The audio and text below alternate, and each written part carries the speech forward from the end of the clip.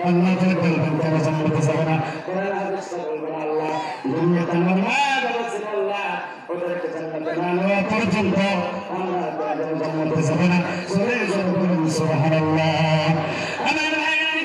আল্লাহ কোরআন বলেন ও কোরআন হাদিস তোমাকে তুমি জান্নাতের ভিতরে চলে যাও সরে যাবে বলুন সুবহানাল্লাহ আল্লাহ পাক রব্বুল আলামিন ভবিষ্যৎ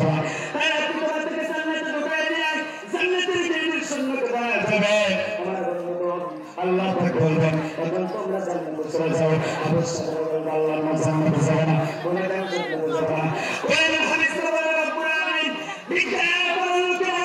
অনেক কষ্ট করে আমাদেরকে খাওয়াইছিল অনেক কষ্ট করে মাদ্রাসা তৈরি করেছিল আল্লাহ তাআলা সুবহানাহু করেছিল আমাদের উসিলা করে তারা জান্নাতের ভিতরে যাবে আল্লাহ ওই ব্যক্তিদেরকে যদি জান্নাতে না দাও আমরা কোনদিন জান্নাতে যাব না সরে যাবে বলেন সুবহানাল্লাহ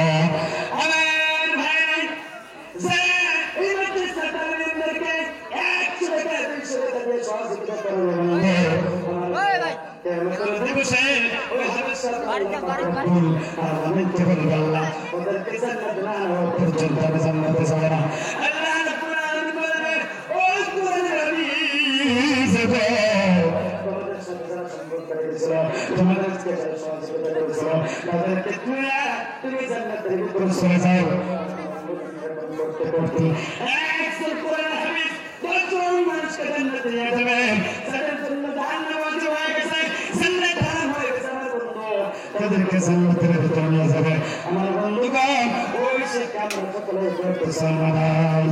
সালাম আমার ভাই আমার একটা সন্তান যদি আমি ভাই না দেবে একজন সন্তান যদি আমি সালাতে পারি আমার বন্ধু সেই সন্তান যদি দুনিয়াতে বসে বসে কোরআন কারিমে তেলাওয়াত করে আমার বন্ধুগণ ঈশ্বরের জনাব মুহাম্মদ রাসূলুল্লাহ সাল্লাল্লাহু আলাইহি ওয়াসাল্লাম বলেন ও উম্মতের জন্য চলে যান তোমার সন্তান দেখেন কোরআন কারিম ইসলাম করে আউযু বিল্লাহি বিসমিল্লাহ শুরু করে না করছো তোমার জীবন সমস্ত গুনাহ মাফ করে জোরে জোরে বলুন সুবহানাল্লাহ